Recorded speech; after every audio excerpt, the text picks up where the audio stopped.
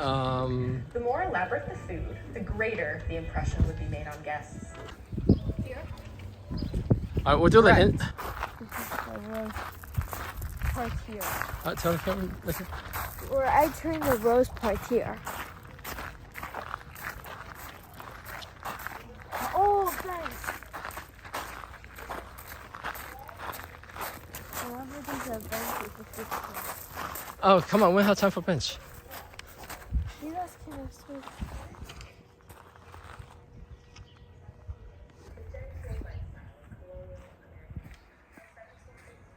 Sorry.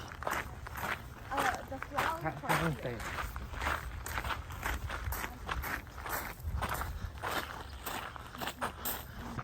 Three and cheese.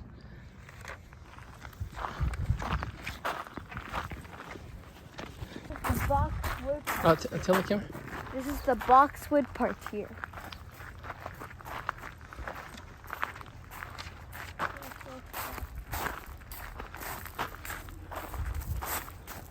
See, this would be such a good place because they have benches.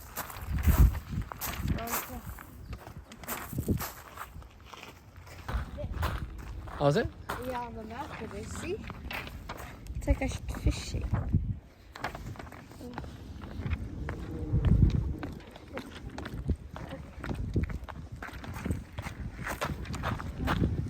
Usually this also has fish.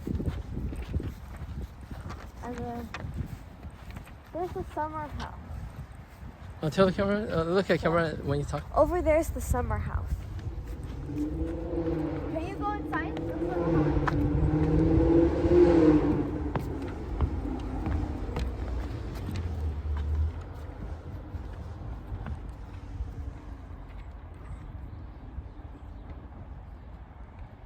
No? All right, 1, 2, 3, and cheese. Okay.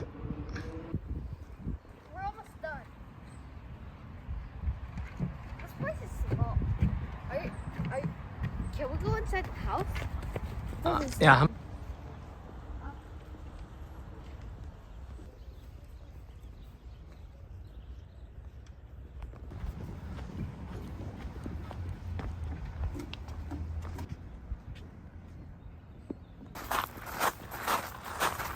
Do you make it right here? Yeah. All right, say one more. This is the holly part here. This is supposed to be a pear archway, but right now it's not spring, it's winter, so they sadly haven't gone. No.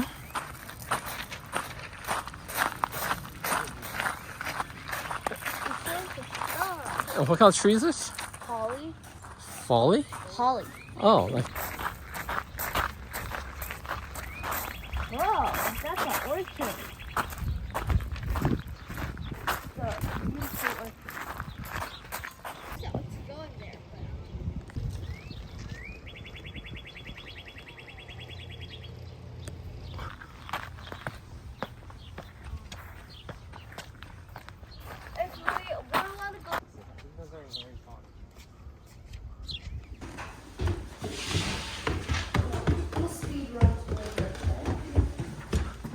This is the parlor. This is typically the first room guests are greeted in on tours, and this is just a really great room that we're in it. So they would use this space for a lot of like gaming, entertainment, dancing, drinking, that kind of stuff, and like just a little fun fact.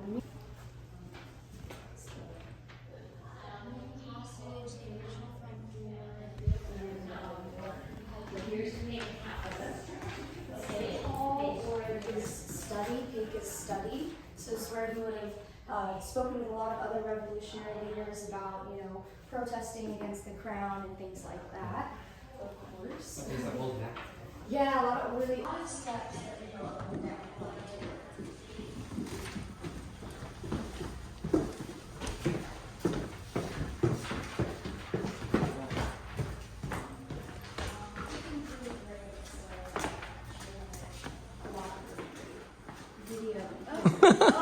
This is the kitchen.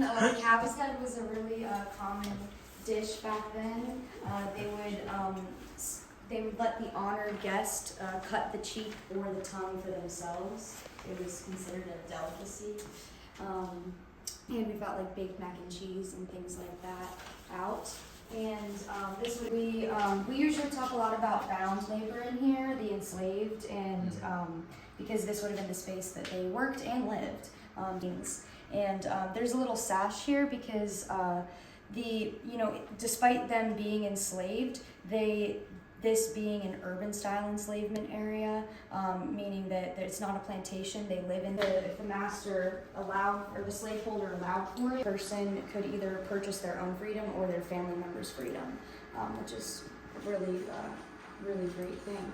But I can attach it just for your video purposes, but it turns the spit over the fire so that an enslaved child or dog wouldn't have to do it. They would set up a bit of a treadmill for a dog to run on to get the spit going. There's the dining chamber, the tea room, the room at rest, and so 7 rooms, not including the kitchen, 8 including the kitchen. And this is the dining room. So a lot of the family's silver is actually in here. This cruet set belonged to William and Mary. That's Mary is William's wife. And it has WMP engraved on it, which leads us to believe it was a wedding gift because William didn't have a middle name. So that M would have been William and Mary Paca. And the candlesticks are a part of that, as well as all of the silverware. And the silverware, actually, the forks have a name engraved on them, Julia C. Paca, which is one of William's granddaughters. So the silver was passed down throughout the family. These silverware boxes held the rest of the family's silver, and the soup tureen was something that William's son, John Philemon, had added to the family silver collection in the early 1800s. And then these are new acquisitions. We have the cans. This is a really wonderful item that's only about a month old here, but these drinking cans, CANNS, were, as they would call them back then, were owned by William and Mary, and they bought them when they were living in this house, so they would have been using them in the house all the time. So it's really exciting that we have these back in the Paca House. I'll take you guys upstairs real quick as well, so you guys can see those rooms. This would have been their grand staircase. And this is actually where we see the evidence of William being his own architect, because the Georgian period really idolizes symmetry, and typically the grand staircase would be centered with the main front door. You can't see it from the front door because William wanted to make his bedroom the largest, which we'll get to.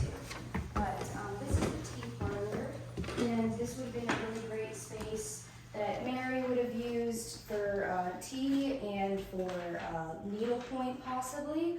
But of course, they're a patriot house, so they wouldn't have been drinking tea towards closer to the Revolution. And a lot of women in town actually ran a lot of coffee shops and things like that, and hot chocolate became really popular instead of drinking hot tea.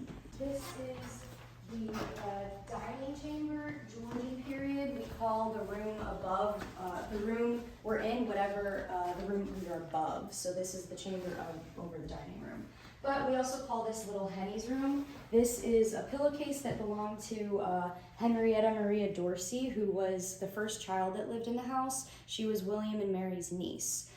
So we kind of use this room to talk a bit about colonial childhood, a bit about medicine, because we have a great view of the physic garden from here. And they would have been using a lot of plant medicine. They followed the doctrine of signatures. Basically, this plant looks like this body part, it must fix that body part. So a lot of trial and error medicine there.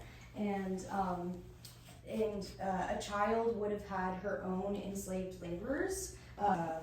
She didn't have parents, and she became the ward of William, so she still retained the property that she had of enslaved laborers, and they would have lived in here with her.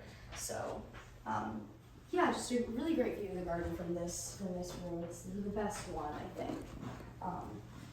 And we've got some portraits in the hall here as well.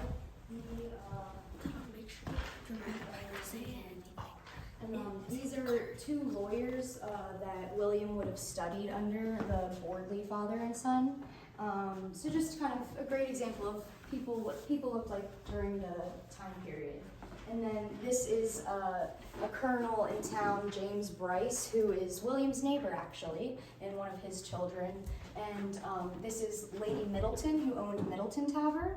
And this would have been before she got married to Sir Middleton, who owned the tavern. But we also have a portrait of John Philemon here. This is William's second son, or second child, first son, at about the age of 17. And then this is a local Annapolis socialite, Lucy Stoddard, at about marrying age, entering society. Rest here. So the family wouldn't have lived here all year round. They only would have lived here during like about November to early spring. So when they didn't live here, this is kind of what the whole house would look like. Everything rolled up, everything covered, all of the portraits covered in gauze to protect everything from dust. This dresser right here is another newer acquisition. It's made by a local cabinet maker, John Shaw, and it did belong to William and Mary in this house as well. So it's finally returned home, and on top of it we have a little may need a little TLC. It's a little falling apart, but this is all the damage that 250 years has done to the chair. It's never been repaired, and when we were gifted it, we were going to repair it, and we found all of these items inside of it ranging between the colonial period and the 1950s. So it's kind of its own little time capsule, as we say. So a lot of really great items in there. So this, and then this is an example of the clothing allotment that an enslaved laborer would have gotten for the year. They would have gotten one outfit for the entire year. They wanted this to be the largest room in the house, and there's a lot of really lovely things in here. This waistcoat here is actually belonged to William, so this is 18th century silk, authentic. And the rest of it is recreation of the green silk. The carpet doesn't go all the way around the bed, or it doesn't go under the bed, it just goes around it. I just think that's kind of fun that they would have had a bit of a work smarter, not harder kind of thing there when they weren't the ones doing it. This is just a classic gown that a woman would have worn during the period to a more society event like a ball or something like that. A lot of ladies would have necklaces with miniatures of their loved ones as well, little miniature portraits. Actually, this is a walker. This is a children's walker, so it's actually backwards, so I'm gonna switch it around real quick. But you would open it here to let the child in, and then this is like a little drawer that they can set their rattle in and stuff like that. So that would help. It's on wheels, so that would kind of help teach the child how to walk. So, yeah. It's either a dressing room or a nursery typically, but they didn't always have great luck with a lot of their children, so we think that they would have slept with their children in their room until they were old enough to have their own. But they've been getting dressed over here. She would have been had an enslaved laborer help her with her makeup and her hair and getting all of her fine items on as well. And this is William's shaving station. He would have had his enslaved laborer, Denby, shave him every morning. In the colonial period, it was very, very improper to have any facial hair of any sort. So if you were of the gentry, richer classes, that is. So this is where he would have been shaven every morning. And then this, to joke, that's where the sponge and they would just kind of clean off their private bits, and that's really it, maybe their face. And they would brush their teeth with a mixture of spearmint, asher, charcoal, and honey. So I've seen the bathhouse in the garden, so there is a bathhouse there, but it was only really used for therapeutic reasons, and only men were allowed to go. So the ladies would just have that. But this is just the back porch, so we just end the tour and introduce people to the garden from here. But the tent is up, but sometimes it's a great view of the garden from here.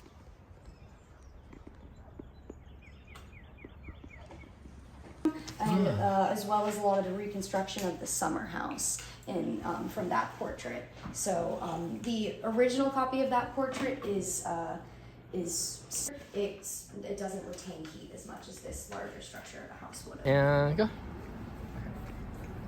Our next stop is Outro. Oh. Intro will show the whole house. and that is the William Paca House and Garden.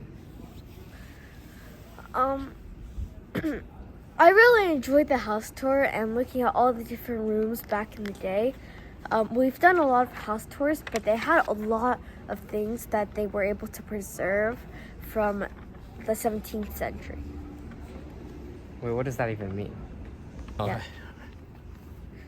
We've gone to a lot of historical homes, but by far this home had a lot of preserved artifacts that they were able to save and even recover. Right, that's good enough. And you? Okay. Okay.